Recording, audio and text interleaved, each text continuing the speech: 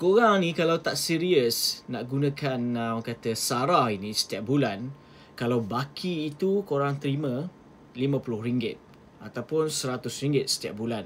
Tetapi korang tak nak guna, korang carry forward kepada bulan-bulan seterusnya, maka pihak LHDM anggap korang ini memang tak layak lah menerima. Sebab apa? Korang tak serius untuk menggunakannya. What's up guys, Assalamualaikum dan salam sejahtera kepada orang semua yang sudi menonton Saja Sembang.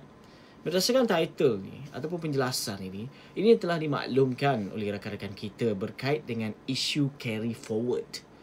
Kalau kita tengok kepada soalan lazim, carry forward itu hasil daripada baki yang telah digunakan.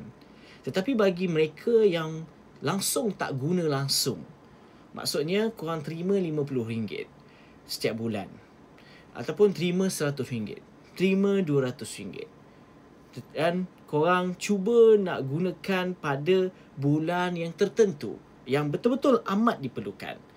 Tetapi respon daripada pihak LHDM ini yang dimaklumkan oleh rakan-rakan kita telah call mengatakan tak boleh buat macam tu. Maksudnya korang tak boleh tinggalkan langsung, okay, baki yang korang tak gunakan tu. At least kau kena gunakan dan boleh carry forward.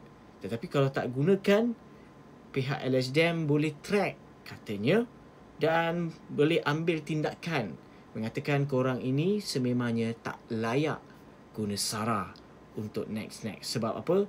Korang taklah sebenarnya orang yang berkelayakan yang serius untuk ambil program My Kasih ini.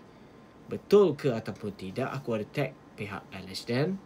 Harap ada respon daripada pihak mereka, sebab kalau ikutkan ini hanya jawapan balas daripada orang kata LHDM melalui orang kata call sahaja kepada pihak orang kata customer, okay, ataupun pihak penerima SARA ini, tetapi tak diwawarkan secara official ataupun tak diwawarkan secara melalui FAQ berkait dengan isu ni.